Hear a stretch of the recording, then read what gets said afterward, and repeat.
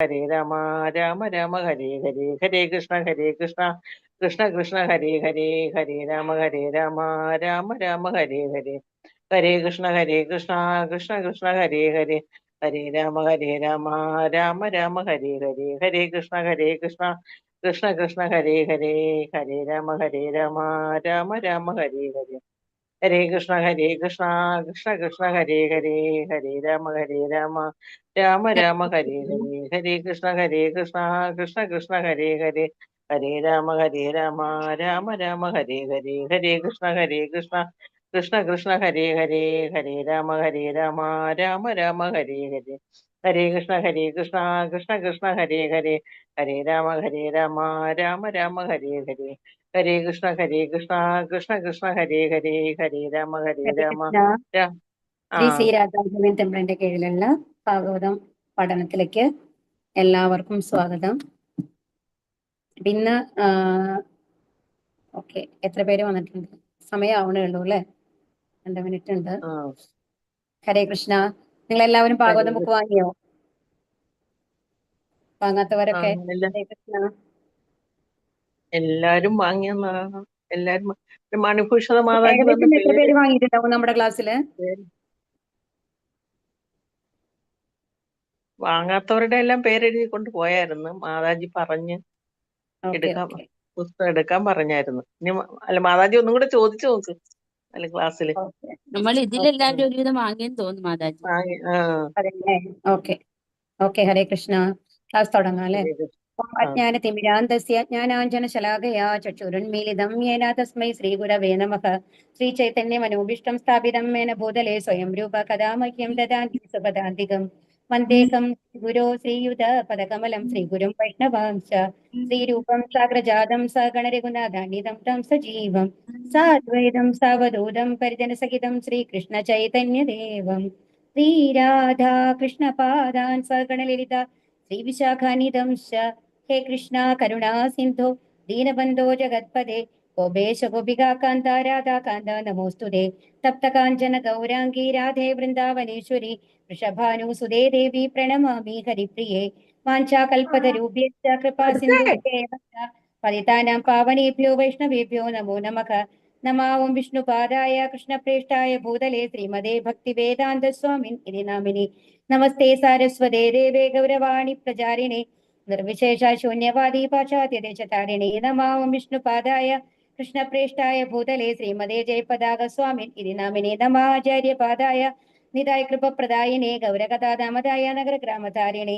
നാരായണം നമസ്കൃത്യം നരം ചൈവ നരോത്തമം ദേവീം സരസ്വതിം വ്യാസം തതോ ജയമുദീരയത്. നഷ്ടപ്രായേഷു ഭദ്രേഷു നിത്യം ഭാഗവത സേവയാ ഭഗവതേർ ഉത്തമ ശ്ലോകേ ഭക്തിർഭവതി നൈഷ്ഠികീ.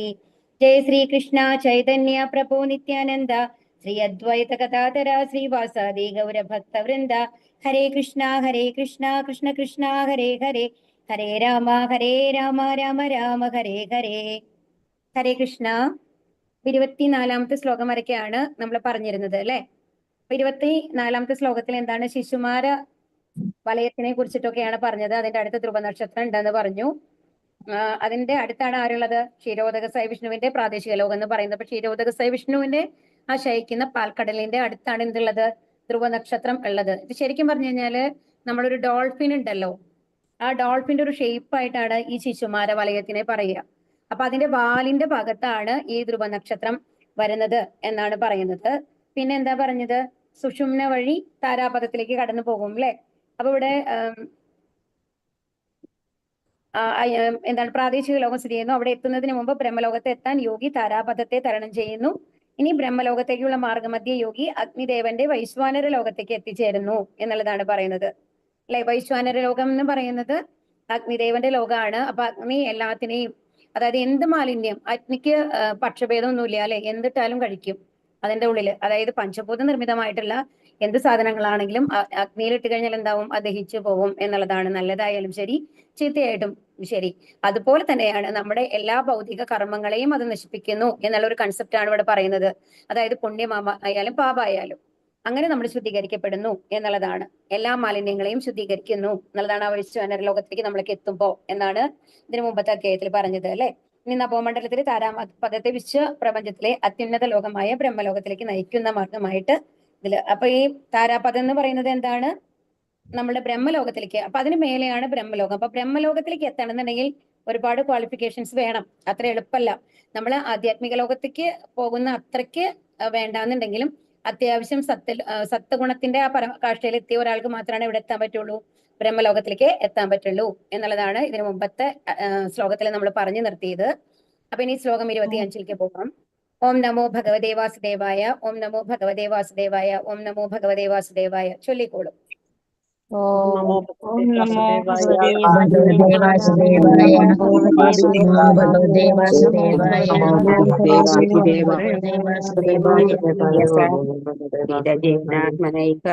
നമസ്കൃത്യം ബ്രഹ്മവിദ്യവേ കൽപ്പായുഷോ ത്വനാഭിം ത്വദിവർത്തി വിഷ്ണോർ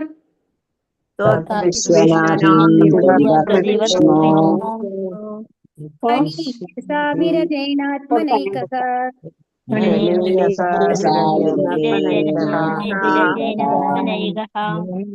നമസ്കൃതം ബ്രഹ്മവിദാമുപൈതി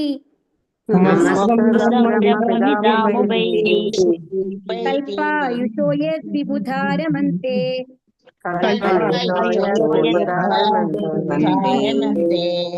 ഹരേ കൃഷ്ണ.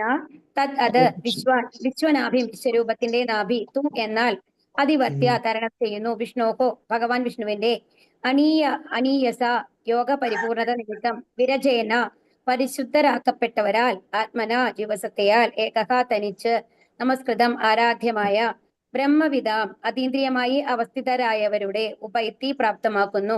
കൽപ്പ ആയുഷഃ 430 കോടി സൗരവർഷങ്ങൾ. യത് സ്ഥാനം വിബുധാഹ ആത്മസാക്ഷാത്കാരം സിദ്ധിച്ച ആത്മാക്കൾ രമന്തേ ആനന്ദിക്കുക. വിവർത്തനം. ശ്രീല പ്രഭുപാദിക്ക് ജയ്. സമ്പൂർണ്ണ പ്രപഞ്ചത്തെയും പരിഭ്രമണം ചെയ്യിക്കാനുള്ള ആധാരകീലം ഈ ശിശുമാര ആകുന്നു. ഇതിനെ വിഷ്ണുവിന്റെ ഗർഭോദക സായി വിഷ്ണുവിന്റെ നാഭി എന്ന് വിശേഷിപ്പിക്കുന്നു. ഈ ശിശുമാര ചക്രത്തിന് അപ്പുറം യോഗി മാത്രം പോവുകയും ഭൃഗുവിനെ പോലെ പരിശുദ്ധരായ മുനിമാരുള്ള ലോകത്ത് മഹർലോകം എത്തിച്ചേരുകയും 430 കോടി സൗരവർഷം കാലയളവുള്ള ജീവിതം ആസ്വദിക്കുകയും ചെയ്യുന്നു. അതീന്ദ്രിയമായി നിവിഷ്ടമായ മുനിമാർക്ക് പോലും ആരാധ്യമാണ് ഈ മഹർലോകം.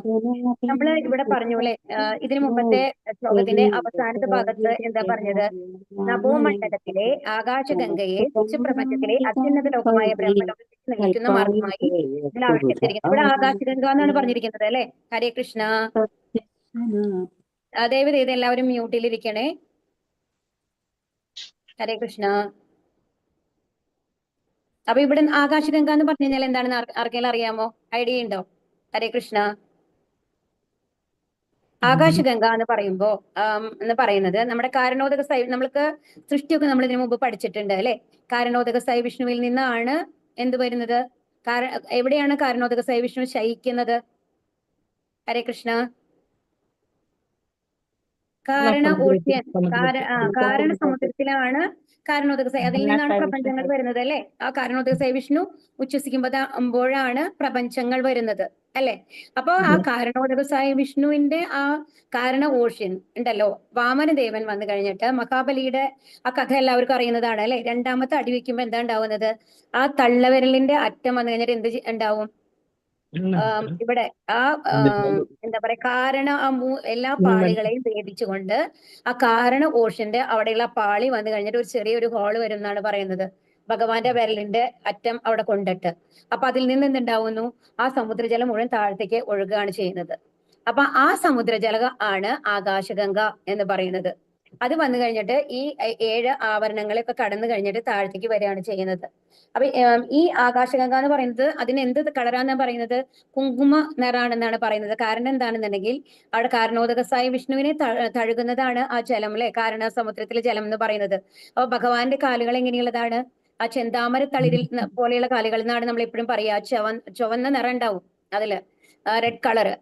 അപ്പൊ ആ കുങ്കുമ നിറവും കൂടി ആ ഭഗവാന്റെ ആ കാൽപാദങ്ങളുടെ അടിയിലുള്ള ആ കളറും കൂടി ചേർന്ന കളറാണ് ആ കാരണ സമുദ്രത്തിലെ ജലത്തിൽ എന്നാണ് പറയുന്നത്. അതുകൊണ്ട് തന്നെ ആ ആകാശഗംഗ എന്ന് പറയുന്നത് കാരണ സമുദ്രത്തിലെ ജലാണല്ലോ, അതിന് ആ കുങ്കുമപ്പൂ കളറാണ് എന്നാണ് പറയുന്നത്. അപ്പൊ ഈ ആകാശഗംഗയാണ് താഴെ വന്ന് മേരുപർവ്വതത്തിൽ വന്നിട്ട് അളക നന്ദാ നദിയായിട്ട് വരുന്നു. അതുപോലെ തന്നെ അപ്പൊ ഈ താഴത്തേക്ക് വന്നു കഴിഞ്ഞു കഴിഞ്ഞാൽ ഈ പ്രപഞ്ചം മുഴുവൻ നശിക്കും, അതിന്റെ ഫോഴ്സ് കാരണം. എന്നാൽ അപ്പൊ ആദ്യം അത് വരുന്നത് ധ്രുവലോകത്തേക്കാണ്. അതാണ് ശിശുമാര ഇത് ഇവിടെ പറഞ്ഞിട്ടുണ്ടല്ലോ. അപ്പൊ ധ്രുവലോകത്തേക്ക് വരുന്നു. ആ ധ്രുവലോകം അപ്പൊ ധ്രുവനാണ് ശരിക്കും പറഞ്ഞു കഴിഞ്ഞാൽ ആ കാലടി കഴുകിയ ജലം ആദ്യം സ്വീകരിക്കുന്നത് എന്നാണ് പറയുന്നത്. ശരിക്കും പറഞ്ഞു കഴിഞ്ഞാല് അതിനുശേഷം ആണ് അത് ഭഗവാൻ മഹാദേവൻ എന്ത് ചെയ്യുന്നു, താഴെയുള്ള പ്രപഞ്ചങ്ങൾ ഫുൾ പ്രളയത്തിലാകും എന്ന് അറിഞ്ഞുകൊണ്ട് തന്നെ തന്റെ ശിരസിൽ വഹിക്കുകയാണ് ചെയ്യണത്. ആ ഗംഗയാണ് ഭൂമണ്ഡലത്തിൽ വരുമ്പോ നമ്മള് ഗംഗാനദിയായിട്ട് അറിയുന്നത്.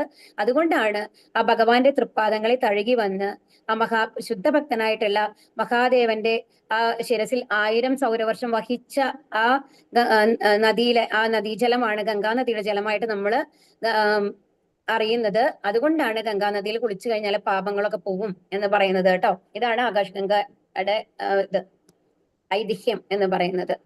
അപ്പൊ ഇവിടെ എന്താ പറയുന്നത്, അപ്പം ഇനിയിപ്പോ ഈ ശിശുമാര വലയം എന്ന് പറഞ്ഞു അല്ലെ. അപ്പൊ ഈ ശിശുമാര വലയം എന്ന് പറയുന്നത് എന്താണെന്ന് പറയുന്നത്, അതെന്ന് പറയുന്നത് ഒരു ചക്രം മാതിരിയാണ് ശരിക്കും പറഞ്ഞു കഴിഞ്ഞാല്. ഈ തിരിയുന്ന ചക്രം ഉണ്ടല്ലോ. അപ്പൊ നമ്മൾക്കറിയാം എല്ലാ ഗ്രഹങ്ങളും, നമ്മുടെ സൗരയൂഥത്തിലെ ഗ്രഹങ്ങളെയൊക്കെ പഠിച്ചിട്ടുണ്ട്. സൂര്യൻ അല്ലെ, വ്യാഴം, ചൊവ്വ, ഭൂമി അങ്ങനെയൊക്കെ പഠിച്ചിട്ടുണ്ട്.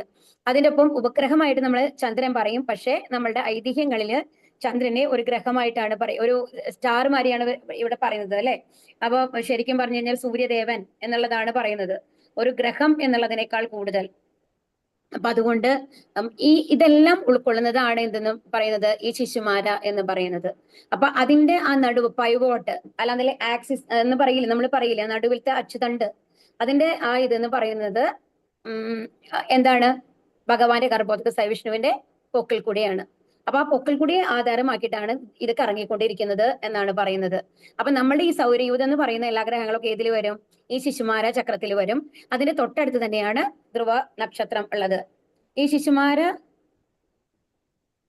ചക്രത്തിനപ്പുറം, ഇനി ഈ ശിശുമാര ചക്രത്തിന് അപ്പുറം പോകണമെന്നുണ്ടെങ്കിൽ എന്താ വേണ്ടത്, യോഗികൾക്ക് മാത്രമാണ് പോകാൻ പറ്റുള്ളൂ എന്നുള്ളതാണ്. അത്രയും യോഗസിദ്ധിയുള്ള ആൾക്കാർക്ക് മാത്രമാണ് അതിന് മേലെ പോകാൻ പറ്റുള്ളൂ. അപ്പൊ നമ്മൾക്ക് അറിയാമല്ലേ, ഭൂർലോകം കഴിഞ്ഞ് കഴിഞ്ഞാൽ അതിന്റെ മേലത്തെ ലോകം ഏതാണ്?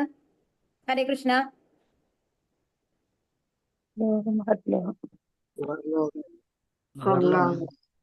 അല്ല, ഭൂവർലോകാണ്.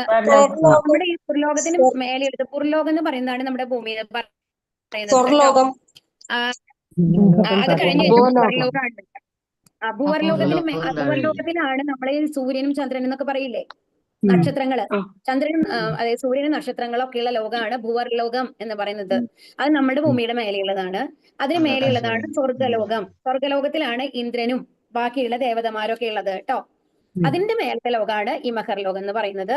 അവിടെ വിശിഷ്ടമായിട്ടുള്ള, ഇപ്പൊ ഇന്ദ്രന് പോലും അവിടേക്ക് പോകാൻ പറ്റില്ല. കാരണം എന്താണ്, അത്രയും സിദ്ധിയുള്ള മുനിവര്യരായിട്ടുള്ള ആൾക്കാർ മാത്രമാണ് ഇവിടെ ഉണ്ടാവുള്ളൂ, ഈ മഹർലോകത്തിൽ ഉണ്ടാവുള്ളൂ എന്നാണ് പറയുന്നത്. അപ്പൊ മഹർലോകത്തിൽ ചെന്ന് കഴിഞ്ഞാൽ അവര് ജീവിതം എത്ര കാലാണെന്നാണ് ഇവിടെ പറയുന്നത്, 432 കോടിയാണ് കേട്ടോ ശരിക്കും. അതായത് ബ്രഹ്മാവിന്റെ ഒരു ഡേ, അതായത് ഒരു പകൽ ആണ്. ബ്രഹ്മാവ് ഉറങ്ങുമ്പോ അത് അതോടുകൂടി തീരുള്ളൂ. നമുക്ക് പ്രളയം വരുമല്ലോ, അതോടുകൂടി മഹർലോകത്തിലെ ജീവിതം അവസാനിക്കുന്നു എന്നുള്ളതാണ്. അപ്പം ബ്രഹ്മാവിന്റെ ഒരു പകലാണ് മഹർലോകത്തിലെ ആൾക്കാരുടെ ജീവിതം എന്ന് പറയുന്നത്. അത് 432 കോടിയാണ് ശരിക്കും. ഇവിടെ ഏകദേശം ഒരു കണക്കാണ് ഇട്ടിട്ടുള്ളത്, 430 കോടി ആണ് പറയുന്നത് കേട്ടോ.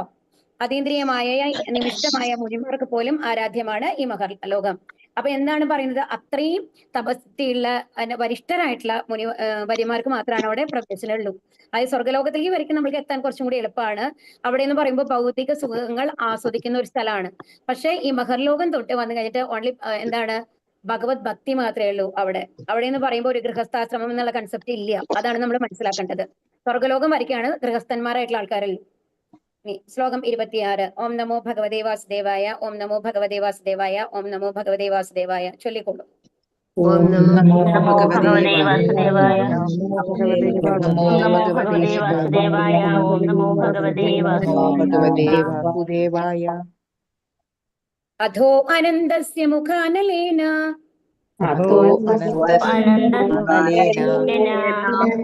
മുഖാനലേന ദന്തഹ്യമാനം സനിരീക്ഷ്യ വിശ്വം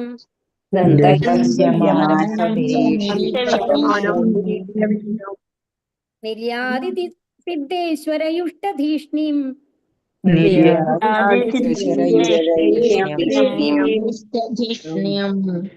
ദത്തൈ പരാർഥ്യം തത്തു പാരമേഷ്ട്യം.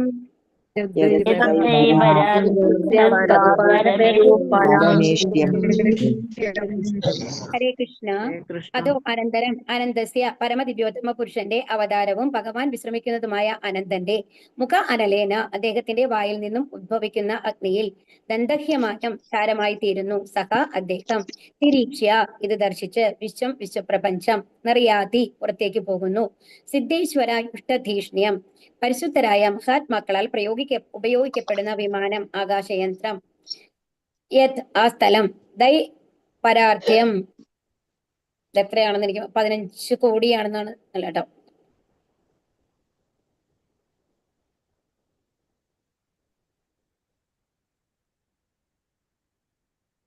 ഇത് എത്രയോ കോടിയാണ് കേട്ടോ. എനിക്ക് തോന്നുന്നു അത് 15 ട്രില്യനും കൂടി അല്ല, അതിന് മേലെയാണ് വരുന്നത് എന്നുള്ളതാണ്.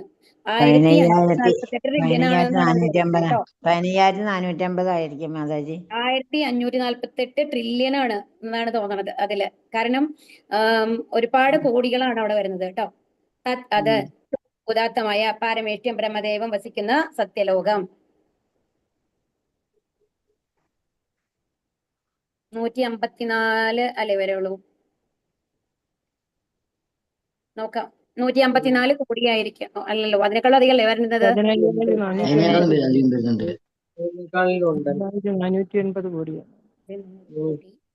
15,450.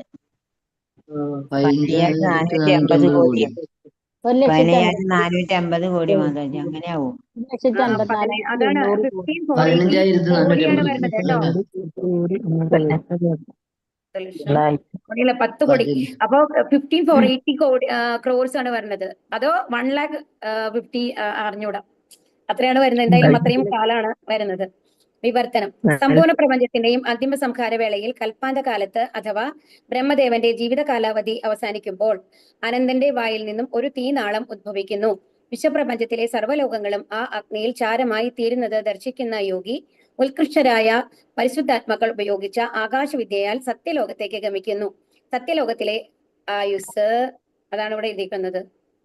അതായത് 15.48 ട്രില്യൺ ആണ് സൗരവർഷങ്ങളായി നിർണ്ണയിക്കപ്പെട്ടിരിക്കുന്നു. അങ്ങനെ എടുത്താൽ, കാരണം ബ്രഹ്മാവിന്റെ വരുന്നത് എത്രയല്ല 3.11 ട്രില്യൺ ആണ് അല്ലെ. അപ്പൊ ഇത് 1.54 ട്രില്യൺ ആയിരിക്കും. അതിന്റെ പകുതിയാണെന്നാണ് ഞാൻ വിചാരിക്കുന്നത്. 5.48 കോടിയുണ്ട് മാതാജി. 5.48 ലക്ഷം കോടി. ഇവിടെ ഒരു ഒന്ന് കൂടുതലല്ലേ മാതാജി? നോക്കൂ, 15 കോടി.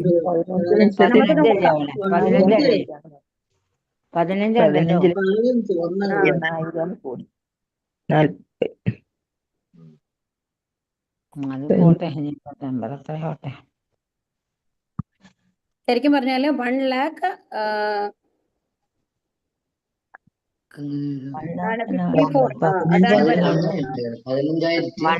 അങ്ങനെയാണ് 15 ശരിക്കും 1,800 ആണ് ഇവിടെ കൊടുത്തിട്ടുള്ളത്. നമുക്ക് നോക്കാം, അത്രയും കോടി. 1,54,800 ക്രോർസ് ആണ് ഇതിൽ കൊടുത്തിട്ടുള്ളത് നമ്മൾ വായിക്കുമ്പോ. പക്ഷെ അത് എത്രത്തോളം എനിക്കറിയില്ല. നോക്കാം, നോക്കിയിട്ട് പറയാം കേട്ടോ, കൺഫേം ചെയ്തിട്ട്. ഭാവാർത്ഥം. വിശ്വപ്രപഞ്ചത്തിലെ പരമോಚ್ಚ സ്ഥാനത്തുള്ള സത്യലോകത്തിൽ ആകാശയാന വിദ്യയാൽ എത്തിച്ചേർന്ന പരിശുദ്ധ ജീവസത്തകളുടെയും ദേവന്മാരുടെയും ആയുസ് ഇത് 430 കോടിയാണ്. 430 കോടി സൗരവർഷങ്ങളായി കണക്കാക്കപ്പെട്ടിരിക്കുന്നു എന്ന് ഇവിടെ സൂചിപ്പിച്ചിരിക്കുന്നു. ആധുനിക ബഹിരാകാശ പേടകങ്ങൾക്കും ശൂന്യാകാശ യന്ത്രങ്ങൾക്കും മനക്കൽപ്പിതമായ വേഗത്തിൽ പോലും എത്തിപ്പെടാൻ പറ്റാത്ത വിധം നമ്മിൽ നിന്നും ഭൂമിയിൽ നിന്നും അത്ര അതിവിദൂരത്തായി സ്ഥിതി ചെയ്യുന്ന മറ്റ് ഗ്രഹങ്ങളെ കുറിച്ചുള്ള നിരവധി സൂചനകൾ ശ്രീമദ് ഭാഗവതം നമുക്ക് നൽകുന്നു. ശ്രീധരസ്വാമി, രാമാനുജാചാര്യ, വല്ലഭാചാര്യ എന്നിവരെ പോലെയുള്ള മഹാ ആചാര്യന്മാർ ശ്രീമദ് ഭാഗവത പ്രസ്താവനകളെ അംഗീകരിച്ചിരിക്കുന്നു. ശ്രീമദ് ഭാഗവതത്തെ വിശുദ്ധ വൈദിക പ്രമാണമായി ശ്രീ ചൈതന്യ മഹാപ്രഭു വിശേഷമായി അംഗീകരിക്കുന്നു. ആ നിലയ്ക്ക് സർവ്വധർമ്മശാസ്ത്രങ്ങളുടെയും രചയിതാവും സ്വപിതാവ് ശ്രേഷ്ഠനായ വ്യാസദേവന്റെ കാലടികളെ പിന്തുടരുന്ന ആത്മസാക്ഷാത്കാരം പ്രാപ്തമാക്കിയ മുക്താത്മാവായ ശ്രീ ശുകദേവ ഗോസ്വാമിയാൽ അരുളി ചെയ്യപ്പെട്ട ശ്രീമദ് ഭാഗവത വചനങ്ങളെ സുബുദ്ധിയുള്ള ആർക്കും നിരാകരിക്കുവാൻ കഴിയുകയില്ല. അപ്പൊ ഇതിൽ എന്താ പറയണെന്നുണ്ടെങ്കിൽ, ഇതില് സത്യലോകത്തില് ആകാശയാന വിദ്യയിൽ എത്തിച്ചേർന്ന പരിശുദ്ധ ജീവസത്തകൾ. അതായത് നമ്മൾ അത്രയധികം പുണ്യങ്ങൾ ചെയ്തിട്ട് അവിടെ എത്താം എന്നല്ലേ പറയുന്നത്, സത്യലോകത്തിൽ എത്താനായിട്ട് സാധിക്കും. അപ്പൊ അത് ആകാശയാന വിദ്യ എന്ന് പറയുന്നതാണ് യോഗസിദ്ധി എന്ന് പറയുന്നത്. ലഗിമ അനിമ അതൊക്കെ പറഞ്ഞ ഇതിന് മുമ്പത്തെ ശ്ലോകത്തിൽ ഒരു ശ്ലോകത്തിൽ മെൻഷൻ ചെയ്യേണ്ടായി അല്ലേ, വലുതാവാനും ഭാരം കുറയാനൊക്കെ ഉള്ള ആ ഒരു സിദ്ധികള്. അത് കഴിഞ്ഞിട്ട് അങ്ങനത്തെ ആൾക്കാർ ഇതിൽ കൂടെയാണ് നമ്മുടെ ജീവനെ വിടുന്നത്, ബ്രഹ്മരന്ധ്രത്തിൽ കൂടെയാണ് അല്ലെ. സുഷുമ്ന നാടി കൂടെ മേലെ പോയി ബ്രഹ്മരന്ധ്രത്തിൽ കൂടെയാണ് ജീവനെ പുറത്തേക്ക് വരുത്തുന്നത്. ആ ജീവനെ എവിടേക്ക് കൊണ്ടുപോകാൻ പറ്റും അവർക്ക്? ഈ സത്യലോകത്ത് വരയ്ക്കും എത്തിക്കാൻ സാധിക്കും. അവിടെ ഉള്ളത് 430 കോടിയാണ്. ഈ 430 കോടി അല്ലെങ്കിൽ 432 കോടി എന്ന് പറയുന്നത് ബ്രഹ്മാവിന്റെ ഒരു പകലാണ്. മനസ്സിലാവുണ്ടോ? അത് കഴിഞ്ഞിട്ട് അതിന് മേലെ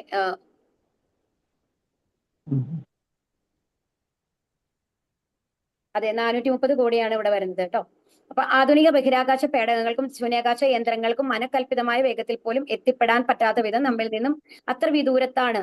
അപ്പൊ ഇത് നമ്മൾക്ക് ഇതിനെ കുറിച്ചുള്ള ഇപ്പൊ നമ്മൾക്ക് അറിയാം, നമ്മൾ എത്ര ഈ നാസ അങ്ങനത്തെ ഒരുപാട് ബഹിരാകാശ ഗവേഷണ കേന്ദ്രങ്ങൾ നമ്മൾക്ക് ഉണ്ടെങ്കിൽ പോലും നമ്മൾക്ക് ചന്ദ്രനിൽ എത്തിയെന്ന് നമ്മൾ വിശ്വസിക്കുന്നു ഒരു തവണ. പക്ഷെ അവിടെ എത്തിയെന്ന് പറഞ്ഞു കഴിഞ്ഞാലും അതിന് പൂർണ്ണമായിട്ടും അവിടെ അതിനെ എക്സ്പ്ലോർ ചെയ്യാനോ അതിനുശേഷം വീണ്ടും ആദ്യത്തെ ആൾക്കാർ പോയ മാതിരി വീണ്ടും അവിടെ എത്തിപ്പെട്ട് എന്തെങ്കിലും അവിടെ ചെയ്യാനോ നമുക്ക് സാധിച്ചിട്ടില്ല. അതുപോലെ തന്നെ നമ്മൾ ചൊവ്വയിലേക്ക് പോകാനുള്ള ശ്രമം നടത്തുന്നത് അല്ലാണ്ട് ചൊവ്വയിൽ എത്തിയോ ഇല്ലേ എന്നുള്ളത് ഇപ്പോഴും നമുക്ക് സംശയമായിട്ടാണ് ഉള്ളത് അല്ലെ. അപ്പൊ അത്രയ്ക്കും ഇതെന്ന് പറയുന്നത് ഭൂമിയുടെ തൊട്ടപ്പുറത്തുള്ള ഗ്രഹമാണ് ചൊവ്വ എന്ന് പറയുന്നത്. അത് ചന്ദ്രൻ എന്ന് പറയുന്നത് ഭൂമിയുടെ ഉപഗ്രഹമാണ്, അതിന്റെ ഓർബിറ്റിനോട് ചേർന്ന് തന്നെയുള്ളതാണ്. അവിടേക്ക് പോലും നമ്മൾക്ക് എത്തിപ്പെടാനായിട്ട് അത്രയും സമയം എടുക്കുന്നു, അത്രയും ദൂരം എടുക്കുന്നു അല്ലെ. എത്രയോ നാള് നമ്മൾ കഷ്ടപ്പെട്ടിട്ടാണ് അവിടെ എത്തിച്ചേരുന്നത്. അപ്പൊ ഒന്ന് ആലോചിച്ച് നോക്കൂ. അപ്പൊ എന്നിട്ട് പോലും ഈ ഭാഗവതം പഠിക്കുന്ന ഒരാൾക്ക് അറിയാം എന്താണ് ശരിക്കും സ്ഥിതി, ഈ ഗ്രഹങ്ങളൊക്കെ എവിടെയാണുള്ളത്, ഏകദേശം എത്ര ദൂരത്തിലാണുള്ളത്, അവിടെയുള്ള ആൾക്കാർ എങ്ങനെയാണുള്ളത്. ഇതിന്റെ ഫുൾ സൂചനകൾ നമ്മൾക്ക് ആര് തരുന്നുണ്ട്? ഈ ഭാഗവതം നമ്മൾക്ക് തരുന്നുണ്ട്. അപ്പൊ ഇത് ഇനിയിപ്പോ ഭാഗവതം പഠിച്ചു കഴിയുമ്പോൾ നമ്മൾക്ക് അതിന് സംശയം വരാന്നുണ്ടെങ്കിൽ കൂടി അതിന് സ്ട്രെസ് ചെയ്യാൻ വേണ്ടിയിട്ടാണ് ഇവിടെ എന്ത് പറഞ്ഞിട്ടുള്ളത്? ശ്രീധരസ്വാമി, രാമാനുജാചാര്യ, വല്ലഭാചാര്യ എന്നിവരെ പോലുള്ള മഹാ ആചാര്യന്മാര് ഈ ഭാഗവത പ്രസ്താവനകളൊക്കെ ശരിയാണ് എന്ന് അംഗീകരിച്ചിട്ടുണ്ട്. അപ്പൊ അതുകൊണ്ട് ഇതിനെ നമ്മൾ എന്തായിട്ട് സ്വീകരിക്കാം? വൈദിക പ്രമാണമായിട്ട്, ഇതൊരു എന്താണ് സത്യമായിട്ടുള്ള കാര്യമായിട്ട് നമ്മൾക്ക് അതിനെ അംഗീകരിക്കാം. ഒരു അളവുകോലായിട്ട് നമ്മൾക്ക് അതിനെ എടുക്കാം എന്നുള്ളതാണ് ഇവിടെ പറയുന്നത്. ഭഗവത് സൃഷ്ടിയിൽ ഓരോ അഹോരാത്രവും രാപ്പകൽ നമുക്ക് സ്വന്തം കണ്ണുകളാൽ കാണാൻ കഴിയുന്ന അത്ഭുതകരങ്ങളായ വിഷയങ്ങളാണ്. എന്നാൽ ആധുനിക ഭൗതിക ശാസ്ത്രത്തിന്റെ സംവിധാനങ്ങളാൽ അവയെ എത്തിപ്പിടിക്കാൻ ഗ്രഹിക്കുവാൻ നാം അശക്തരാണ് അല്ലെ. നമ്മൾക്ക് ഇപ്പോ ടെലസ്കോപ്പ് കൊണ്ട് നമ്മൾ പലതരം നക്ഷത്ര വ്യൂഹങ്ങളെ കുറിച്ച് നമ്മൾ പറയാറുണ്ട്. അതിനെ കാണാൻ ഓരോ ആകൃതികളതിന് ഓരോ പേരുകൾ നമ്മൾ കൊടുക്കാറുണ്ട് അല്ലെ. അപ്പൊ എന്നാൽ കൂടി അവിടെ എത്തിപ്പെടാനായിട്ട് നമുക്ക് സാധിക്കുന്നുണ്ടോ? ഇതൊക്കെ നമ്മുടെ അസംഷൻസ് മാത്രമാണ്, നമ്മൾ അവിടെ എത്തിയിട്ടില്ല. നമ്മൾ ഇവിടെ ഇരുന്നു കൊണ്ട് നമ്മൾ ദൂരദർശിനി വെച്ച് നമ്മളുടെ കണ്ണുകൾക്ക് എന്താണോ കാണുന്നത് അത് ശരി എന്ന ലെവലിൽ ഉണ്ടാക്കുന്ന കുറെ പ്രമാണങ്ങളാണ്. അത് ശരിക്കും പറഞ്ഞു കഴിഞ്ഞാൽ ഭൂമിയിൽ നിന്ന് കൃത്യമായി എത്ര ദൂരത്തിലാണ് ഇതൊക്കെ ഉള്ളത് എന്നുള്ളത് നമ്മൾക്ക് പറയാനായിട്ട് സാധിക്കില്ല. അതാണ് ഇവിടെ പറയുന്നത്. ഈ കാര്യങ്ങളൊക്കെ ഗ്രഹിക്കുവാനായിട്ട് നാം അശക്തരാണ്. ആകയാൽ ശാസ്ത്ര നിയമത്തിന്റെ സീമയ്ക്ക് അതീതമായ വസ്തുതകളെ അറിയാൻ ഭൗതിക ശാസ്ത്രത്തിന്റെ അപൂർണ പ്രാമാണ്യത്തെ നാം ആശ്രയിക്കരുത്. ഒരു സാമാന്യ മനുഷ്യനെ സംബന്ധിച്ചിടത്തോളം രണ്ടും, ആധുനിക ശാസ്ത്രവും വൈദിക പാണ്ഡിത്യവും അതേപടി നിർവ്യാജമായി അഥവാ യഥാർത്ഥമായി സ്വീകരിക്കുകയാണ് വേണ്ടത്. അതാണ് നമ്മൾക്ക് ഒരു അസുഖം വന്നു കഴിഞ്ഞാൽ ഒരു ഡോക്ടറെ അടുത്ത് പോയി കഴിഞ്ഞു കഴിഞ്ഞാൽ ഡോക്ടർ തരുന്ന മരുന്ന് നമ്മൾ കഴിക്കും അല്ലെ. അതിനെക്കുറിച്ച് നമ്മൾ ക്വസ്റ്റ്യൻ ചെയ്യാറുണ്ടോ? ഹരേ കൃഷ്ണ. കാരണം നമുക്ക് അതിനെക്കുറിച്ച് അറിവില്ലാത്തത് കൊണ്ട് അവരെന്താണോ പറയുന്നത് അത് ശരിയാണ്, അതിനെക്കുറിച്ച് അറിവുള്ള ആൾക്കാർ പറയുന്നതാണ് അല്ലെ. അപ്പൊ അതാണ് പറയുന്നത്. അപ്പൊ അതേപടി അതായത് നമ്മള് സംശയമില്ലാണ്ട് സ്വീകരിക്കണം എന്നുള്ളതാണ് എന്തിലുള്ളത്? ഈ ഭാഗവതത്തിലൊക്കെ പറയുന്ന കാര്യങ്ങള്. എന്തെന്നാൽ ആധുനിക ശാസ്ത്രത്തിന്റെയോ അല്ലെങ്കിൽ വേദസാഹിത്യത്തിന്റെയോ ഒരു പ്രസ്താവനയെയും പ്രാമാണീകരിക്കാൻ അവനാൽ സാധ്യമല്ല. കാരണം ഇത് ശരിയാണ്. ഇപ്പൊ അവർക്കും അവർ ഇന്ന മെഡിസിന്, ഇപ്പൊ ഒരു ഡോക്ടർ എന്താണ് ഇന്ന മെഡിസിന് ഇന്ന ഇൻഗ്രീഡിയൻസ് ഉള്ള ടാബ്ലറ്റ്സ് ആണുള്ളത്, ഈ ടാബ്ലറ്റ്സ് ആണെന്നുള്ളത് ആരോ റെഫർ ചെയ്തിട്ടുണ്ടാവും റിസർച്ച് ചെയ്യുന്ന ആൾക്കാര്.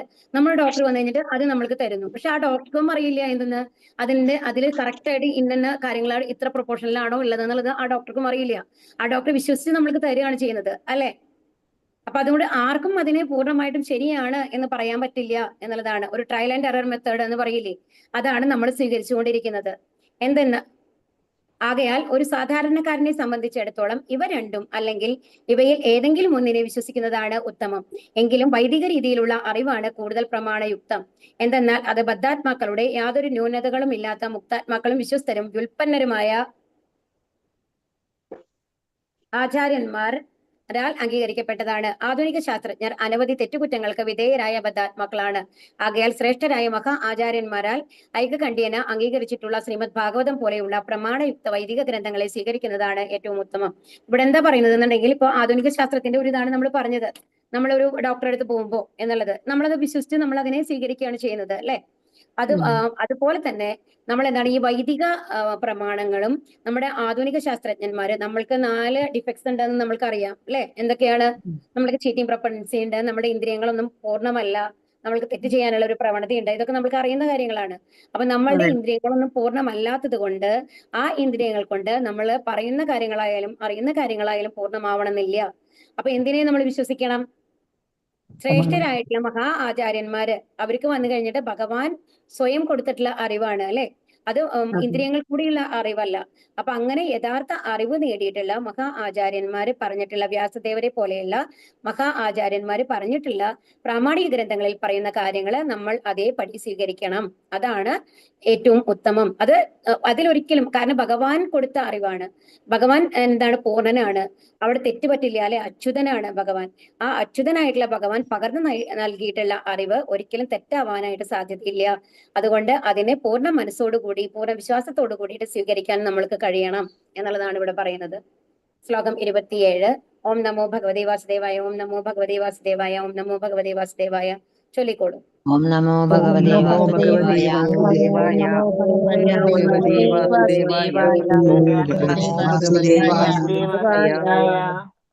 നയത്ര ശോകോ ന ജരാ ന മൃത്യുർ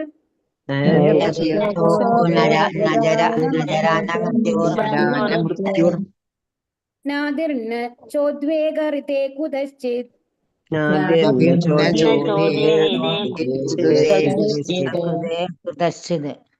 യച്ചിത്തദോദ കൃപയാനിതം വിദാം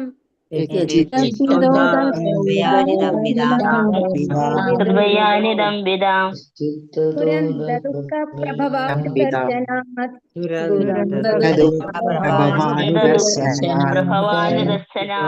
ഹരേ കൃഷ്ണ.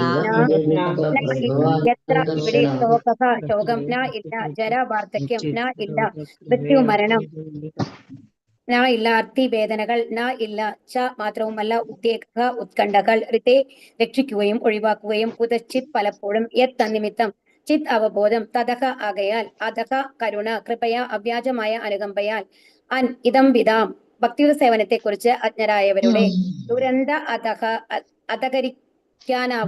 അധികരിക്കാനാവാത്ത എന്നുള്ളതാണ്. ദുഃഖം ക്ലേശം പ്രഭവ ആവർത്തിച്ചുള്ള ജനനവും മരണവും അനുദർശന ആനുക്രമികമായ അനുഭവങ്ങളിലൂടെ. വിവർത്തനം. ശ്രീല പ്രഭുപാദിക്ക് ജയ്. ശോകം വാർദ്ധക്യം മരണം എന്നിവയൊന്നും സത്യലോകത്തിലില്ല. അപ്പൊ നമ്മൾ ആദ്യം എത്തിയത് എവിടെയാണ്? മകർലോകത്തിലാണ്. അപ്പൊ അവിടെ നമ്മളൊരു കാര്യം പറയാൻ വിട്ടുപോയത് എന്താണെന്നുണ്ടെങ്കിൽ, ഈ മകർലോകം എന്ന് പറയുന്നത് അവര് 432 കോടിയാണെന്ന് പറഞ്ഞുല്ലോ. അപ്പൊ ഈ ബ്രഹ്മാവിന്റെ ഒരു ദിവസം കഴിയുമ്പോ എന്താണ്? പ്രളയം വരും. അതെന്ന് പറയുക പൂർണ്ണ പ്രളയമല്ലല്ലോ അപ്പൊ വരുന്നത്, പാർഷ്യൽ ആയിട്ടുള്ള പ്രളയമാണ് ആ സമയത്ത് വരുന്നത്. അപ്പൊ ആ സമയത്ത് ഏത് വരെയാണ്? ബ്രഹ്മലോകം നശിക്കുന്നില്ല. കാരണം ബ്രഹ്മാവിന്റെ ഉറക്കം മാത്രമാണല്ലോ. അപ്പൊ ബ്രഹ്മാവിന്റെ ലോകത്തിലുള്ള ആൾക്കാരൊക്കെ അതേമാതിരി തന്നെ ഇരിക്കും. പക്ഷെ മകർലോകത്തിൽ എന്താ ഉണ്ടാവുക എന്നുണ്ടെങ്കിൽ, മകർലോകം നശിക്കില്ല അത്രേ ശരിക്കും. അവിടെ ഭയങ്കര ചൂട് വരും എന്നാണ് പറയുന്നത് ആ സമയത്ത്. നമ്മള് എന്താ പറയാ, ആ പ്രളയം അതെല്ലാം നശിക്കുന്ന സമയത്ത് വളരെയധികം ചൂടുണ്ടാവും. അപ്പൊ ആ സമയത്ത് ആ ചൂട് കൊണ്ട് അവിടെ മഹർലോകത്തിലുള്ള ആർക്കും അവിടെ ഇരിക്കാൻ പറ്റില്ല എന്നുള്ളതാണ്. അപ്പൊ അവിടെ നിന്നുള്ള ഈ മഹർഷിമാരൊക്കെ എവിടേക്ക് പോകും? മേലെ. അതാണ് ഈ വ്യോമയാനത്തിൽ കൂടി ആകാശയാനത്തിൽ കൂടി പോകും എന്ന് പറഞ്ഞത്. എവിടേക്ക് പോകും? സത്യലോകത്തിലേക്ക് അവർക്ക് പോകാൻ പറ്റും എന്നാണ് പറയുന്നത്. ആ സമയത്ത് മഹർലോകത്തിലുള്ള ആൾക്കാരൊക്കെ എവിടേക്ക് പോകും? സത്യലോകത്തിലേക്ക് പോകും ആ പ്രളയം വരുന്ന സമയത്ത്. അതാണ് കേട്ടോ. അപ്പം അത് കഴിഞ്ഞിട്ട് അവിടെ സത്യലോകത്തിലെ നമ്മളുടെ ജീവിതകാലമാണ് എന്ത് പറഞ്ഞത്? ബ്രഹ്മാവിന്റെ ഒരു ജീവിതകാലമാണ് ശരിക്കും 3.11 ട്രില്യൺ ആണെന്നാണ് ഞാൻ വിചാരിക്കുന്നത്. പക്ഷെ ഇവിടെ കൊടുത്തിരിക്കുന്നത് അങ്ങനെയല്ല. ഇതായിട്ട് റെഫർ ചെയ്തിട്ട് പറയാം കേട്ടോ. വിവർത്തനം. അവിടുത്തെ പ്രത്യേകത എന്താണ് ഇപ്പൊ ഇവിടെ പറയുന്നത്? ശോകം വാർദ്ധക്യം മരണം എന്നിവയൊന്നും സത്യലോകത്തിലില്ല. അപ്പൊ പിന്നെ എന്തിനാ നമ്മള് ഭഗവാന്റെ ധാമത്തിലേക്ക് പോണേ? അവിടെ സത്യലോകത്തിൽ ശോകമില്ല, വാർദ്ധക്യമില്ല, മരണമില്ല. അപ്പൊ ഇവിടെ എന്താണ് പിന്നെ ഭൗതിക അവിടുത്തെ ലോകത്തിൽ പ്രശ്നം? വരും. ഭൗതിക ലോകത്തിൽ അതാണ്. അവിടെ യാതൊരുവിധ പീഡകളും ഇല്ല. ആകയാൽ ഉത്കണ്ഠകളൊന്നും തന്നെ അവിടെ ഇല്ല. അഥവാ ഉണ്ടെങ്കിൽ തന്നെ അത് പലപ്പോഴും ഒഴിവായി പോകുന്നു. അവബോധമുള്ളതിനാൽ ഭൗതിക ലോകത്തിലെ കീഴ്പ്പെടുത്താൻ കഴിയാത്ത ക്ലേശങ്ങൾക്ക് അധീനരായ ഭക്തിയുടെ സേവന പ്രക്രിയയെക്കുറിച്ച് അജ്ഞരായവരോട് അനുകമ്പയുണ്ടാകുന്നു. അപ്പൊ അവിടെ പോയി കഴിഞ്ഞ് കഴിഞ്ഞാൽ നല്ല സുഖ ജീവിതമാണ്. ഇത്രയും കൊല്ലം, എത്ര കൊല്ലം, എത്ര കോടിയാന്ന് നമുക്ക് കണക്കാക്കാൻ കൂടി പറ്റണില്ല അല്ലെ. അത്രയും കൊല്ലം സുഖ ജീവിതമാണ്. പക്ഷെ എന്താണ്, അത് കഴിഞ്ഞാൽ ഇവിടേക്ക് തിരിച്ചു വരണം എന്നുള്ളതാണ്. അവിടെ ശരിക്കും പറഞ്ഞു കഴിഞ്ഞാൽ ഒരുമാതിരി നമ്മളുടെ ഈ ഭൗതിക സ്ഥൂല ശരീരത്തിനേക്കാൾ കൂടുതൽ സൂക്ഷ്മ ശരീരത്തിന് ഇമ്പോർട്ടൻസ് ഉള്ള മാതിരിയാണ് ഉണ്ടാവുക എന്നാണ് പറയുന്നത്. ഭാവാർത്ഥം ശ്രീല പ്രഭുപാദിക്ക് ജയ്. ഭൗതികശീലരായ മൂഢന്മാർ അനുക്രമികമായ പ്രമാണയുക്ത ജ്ഞാനത്തിന്റെ പ്രയോജനം മുതലെടുക്കുന്നില്ല. വൈദിക ജ്ഞാനം ആധികാരികവും അനുഭവജ്ഞാനത്താൽ ആർജിക്കാനാവാത്തതും എന്നാൽ ഉത്തമ വിശ്വാസയോഗ്യരായ പ്രാമാണികന്മാരുടെ വൈദിക ഗ്രന്ഥങ്ങളുടെ ആധികാരികമായ പ്രസ്താവനകളാൽ സ്വായത്തമാക്കാവുന്നതുമാകുന്നു. ശാസ്ത്രവാദ വിദ്യാർത്ഥി അഥവാ സർവകലാശാല പണ്ഡിതൻ ആയിത്തീരുന്നതിലൂടെ മാത്രം ഒരുവന് വൈദിക ആപ്തവാക്യങ്ങളെ മനസ്സിലാക്കുവാൻ കഴിയുകയില്ല. ഭഗവത്ഗീത 4:2 വ്യക്തമായി പറഞ്ഞിരിക്കുന്നത് പോലെ ഗുരു ശിഷ്യ പരമ്പരയിലൂടെ വൈദിക ജ്ഞാനം സ്വീകരിച്ച യഥാർത്ഥ അധികാരിയെ ഒരുവൻ അതിനായി സമീപിക്കേണ്ടതുണ്ട്. തദ്വിധി പ്രണിപാതേന നമ്മൾ പറഞ്ഞൂലെ ഇതില് ശ്ലോകത്തിൽ എന്താ പറയുന്നത്? തീർച്ചയായിട്ടും നമ്മൾക്ക് ഒരു ആത്മീയ ഗുരു വേണം. നമ്മളെ നാലില് എന്താ പറയുന്നത്? നമ്മൾ വിവസ്വാന് പറഞ്ഞു കൊടുത്തു. അത് കഴിഞ്ഞിട്ട് അടുത്ത ഇക്ഷാകു, മനു, അങ്ങനെയാണ് ഈ വൈദിക ജ്ഞാനം പകർന്നു വന്നത്. പക്ഷെ അതെന്ത് ചെയ്തു? നഷ്ടപ്പെട്ടു പോയി അല്ലെ. നഷ്ടപ്പെട്ടത് കൊണ്ടാണ് അർജുനന് വീണ്ടും പറയുന്നത് എന്നാണ് പറയുന്നത്. അപ്പൊ എപ്പോഴും നമ്മള് വൈദിക ജ്ഞാനം ആരെ കയ്യിൽ നിന്ന് കിട്ടണം? ഒരു ആധ്യാത്മിക ഗുരുവിൽ നിന്ന് വേണം അത് സമ്പാദിക്കാനായിട്ട്. ഭഗവത്ഗീതയിൽ വിശദമാക്കിയിരിക്കുന്നത് പോലെ സനാതനമായ ഈ യോഗത്തെ ആ ജ്ഞാന സരണിയെ താൻ സൂര്യദേവനായ വിവസ്വാന ഉപദേശിച്ചെന്നും സൂര്യദേവൻ സ്വപുത്രനും മനുഷ്യവംശ പിതാവുമായ മനുവിനും മനു ശ്രീരാമചന്ദ്രൻ പിറന്ന രഘുവംശത്തിന്റെ പൂർവികനും സ്വപുത്രനുമായ ഇക്ഷാകുവിന് ഉപദേശിച്ചുവെന്നും അപ്രകാരം ശിഷ്യപരമ്പരയിലൂടെ സർവോത്കൃഷ്ടമായ ആ ജ്ഞാനം അവരോഹണം ചെയ്ത് രാജർഷിമാരുടെ പരമ്പരയ്ക്ക് ആനുക്രമികമായി മനസ്സിലാക്കി കൊടുത്തുവെന്നും ശ്രീകൃഷ്ണ ഭഗവാൻ ഉറപ്പായി പറയുന്നു. എന്നാൽ കാലക്രമേണ ആ ആധികാരിക പാരമ്പര്യ ശൃംഖല മുറിഞ്ഞു പോവുകയാൽ സർവോത്കൃഷ്ടമായ ജ്ഞാനത്തിന്റെ യഥാർത്ഥ ഉദ്ദേശത്തെ ഉചിതമായി പുനഃസ്ഥാപിക്കാൻ നിർവിശേഷമായ സനാതന ജ്ഞാനം ഭഗവാൻ വീണ്ടും അർജുനന് ഉപദേശിച്ചു. എന്നാൽ ആ ഒരു ഭഗവത് ഭക്തനാകയാൽ സർവോത്കൃഷ്ടമായ ജ്ഞാനം ഗ്രഹിക്കാൻ സർവദാ യോഗ്യനായ വിദ്യാർത്ഥി അർജുനനായിരുന്നു അല്ലെ. അർജുനന്റെ യോഗ്യതയൊക്കെ പറയുന്നുണ്ട്. ശിഷ്യനാണ്, സുഹൃത്താണ്, പിന്നെന്താണ്? ഭക്തനാണ്, അങ്ങനെ കുറെ ഇതുണ്ട്. അതുപോലെ തന്നെ സോഫ്റ്റ് ഹാർട്ടഡ്, മൃദുല ഹൃദയമുള്ള ആളാണ്. ഇതൊക്കെ അർജുനന്റെ യോഗ്യതയായിട്ട് പറയുന്നുണ്ട് അതില്. ഭഗവത്ഗീത അർജുനൻ മനസ്സിലാക്കിയതുപോലെ വിശദമാക്കിയിരിക്കുന്നു. അതിൽ 10:12 എന്താ പറയുന്നത് അർജുനൻ? പരം ബ്രഹ്മ പരം ധാമ പവിത്രം പരമം ഭവാൻ പുരുഷം ശാശ്വതം ദിവ്യം ആദിദേവം അജം വിഭം എന്ന് പറയുന്നുണ്ട് അല്ലെ. എനിക്ക് പൂർണ്ണമായും മനസ്സിലായി അങ്ങ് തന്നെയാണ് പരമദിവ്യോത്തമ പുരുഷനാണെന്ന് എന്ന് പറയുന്നുണ്ട് അർജുനൻ. എന്നാൽ ഭഗവത്ഗീതയുടെ അന്തസത്ത ഗ്രഹിക്കുന്നതിൽ അർജുനന്റെ കാലടികളെ പിന്തുടരാത്ത നിരവധി മൂഢന്മാരുണ്ട്. പകരം അവർ ഭഗവത്ഗീതയ്ക്ക് അവരെ പോലെ തന്നെ പോഷത്വമായ അവരുടേതായ വ്യാഖ്യാനങ്ങൾ രചിക്കുന്നു. എന്നാൽ പരമാർത്ഥമായ ഗ്രഹണപാതയിൽ പ്രതിബന്ധങ്ങൾ സൃഷ്ടിക്കുവാനും അല്പബുദ്ധികളായ നിഷ്കളങ്ക അനുയായികളെ അഥവാ ശൂദ്രന്മാരെ വഴിതെറ്റിക്കാനും മാത്രമേ അത് സഹായിക്കുകയുള്ളൂ. അപ്പൊ എന്താണ്? പൂർണ്ണമായിട്ടും ഭഗവത്ഗീത അർജുനനെയാണ് നമ്മൾ പിന്തുടരേണ്ടത്. മറ്റുള്ള കുറെ ആൾക്കാർ നമ്മൾ ഭഗവത്ഗീതയിൽ യൂട്യൂബിലോ ഒക്കെ പല ഭഗവത്ഗീതയെ പറ്റിയുള്ള പ്രഭാഷണങ്ങളൊക്കെ ഇടുണ്ടാവും. പക്ഷെ നമ്മൾ അതൊക്കെ കേൾക്കുന്നതിന് മുമ്പ് ആദ്യം തന്നെ ചെക്ക് ചെയ്യണം. എന്താണ് അവർ യഥാർത്ഥത്തിൽ പരമ്പരയിൽ വന്ന ഒരു ഇതിനെ ഫോളോ ചെയ്യുന്നവരാണോ, ഏതെങ്കിലും ഒരു ആചാര്യൻ പറയുന്നതാണോ അവർ നമ്മൾക്ക് പറഞ്ഞു തരുന്നത് എന്നുള്ളത് തീർച്ചയായിട്ടും നമ്മൾ ചെക്ക് ചെയ്യണം എന്നാണ് പറയുന്നത്. അല്ലെങ്കിൽ വഴിതെറ്റി പോവാനായിട്ട് സാധ്യതയുണ്ട്. വൈദിക പ്രസ്താവനകളെ മനസ്സിലാക്കുന്നതിന് മുമ്പ് ഒരുവൻ ബ്രാഹ്മണനായി തീരണമെന്ന് പറഞ്ഞിരിക്കുന്നു. മാത്രവുമല്ല ഈ ആക്ഷേപം കുറഞ്ഞപക്ഷം ഒരു ബിരുദമെങ്കിലും യോഗ്യതയായി ഇല്ലാത്തവർ ആർക്കും അഭിഭാഷകനായി തീരുവാൻ കഴിയുകയില്ലെന്ന ആക്ഷേപത്തിന്റെ അത്രയ്ക്കും പ്രാധാന്യം അർഹിക്കുന്നു. അതായത് ഇപ്പൊ നമുക്കൊരു ഡോക്ടർ ആവണമെന്നുണ്ടെങ്കിൽ MBBS ഡിഗ്രി വേണം അല്ലെ. വെറുതെ പോയി കഴിഞ്ഞിട്ട് ഞാൻ വൈദിക പുസ്തകങ്ങളൊക്കെ നോക്കിയിട്ട് ഞാൻ തനിയെ പഠിച്ചിട്ടുണ്ട് എന്ന് പറഞ്ഞു കഴിഞ്ഞാൽ നമ്മളെ ഡോക്ടറായിട്ട് പ്രാക്ടീസ് ചെയ്യാനായിട്ട് സമ്മതിക്കോ? ഹരേ കൃഷ്ണ.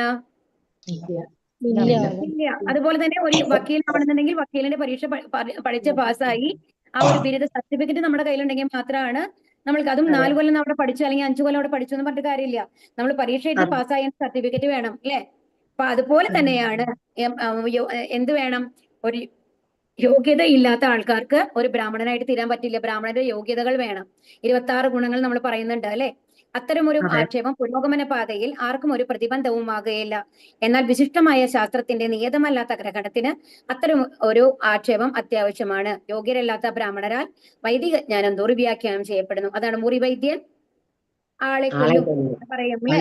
അപ്പൊ അതാണ്. അപ്പൊ നമ്മൾക്ക് പൂർണ്ണമായ അറിവില്ലാതെ പറയുന്നത് പലപ്പോഴും തെറ്റായ ഒരു ഇതിലേക്കാണ് നയിക്കുക. അതുകൊണ്ടാണ് പൂർണ്ണമായ അറിയുന്ന ഒരാളെ മാത്രം വേണം നമ്മളെ ആശ്രയിക്കാൻ എന്ന് പറയുന്നത്. ഉത്തമ വിശ്വാസയോഗ്യനായ ആത്മീയ ഗുരുവിന്റെ മാർഗനിർദ്ദേശത്തിന് കീഴിൽ കർശനമായ പരിശീലനത്തിൽ വിധേയമാകുന്നവരാണ് യോഗ്യരായ ബ്രാഹ്മണർ. അപ്പൊ യോഗ്യരായിട്ട് ബ്രാഹ്മണർ എന്ന് പറഞ്ഞു കഴിഞ്ഞാൽ എന്താണ്? ഒരു ആത്മീയ ഗുരുവിന്റെ നിർദ്ദേശത്തിൽ അവർ പരിശീലിക്കണം. അതുപോലെ തന്നെ അവർക്ക് ആ ഗുണങ്ങൾ അവർ സമ്പാദിക്കും വേണം. ഒരു സത്വഗുണത്തിലെങ്കിലും ഉണ്ടാവണം എന്നുള്ളതാണ്. ഹരേ കൃഷ്ണ. സമയായല്ലോ അല്ലെ. നാളെ അടുത്ത ശ്ലോകം വളരെ മനോഹരമായിട്ടുള്ള ഒരു ശ്ലോകമാണ്. നാളെ ആരും മിസ് ചെയ്യേണ്ട കേട്ടോ ക്ലാസ്. നമ്മൾ എങ്ങനെയാണ് ആത്മീയത്വത്തിൽ എത്തണേ എന്നുള്ളതാണ് നാളത്തെ ശ്ലോകം. 28ാമത്തെ ശ്ലോകം വളരെ നല്ലൊരു ശ്ലോകമാണ്. ഹരേ കൃഷ്ണ. ഹരേ കൃഷ്ണ. പതിദാനം പാവനേഭ്യോ വൈഷ്ണവേഭ്യോ നമോ നമഃ. അനന്തകോടി വൈഷ്ണവ കി ജയ്. പ്രഭാത് കി ജയ്. ഗുരു മഹാരാജ് കി ജയ്. ഗുരു പ്രേമാനന്ദേ. ഹരേ ഹരേ. ഹരേ കൃഷ്ണ. ഹരേ കൃഷ്ണ.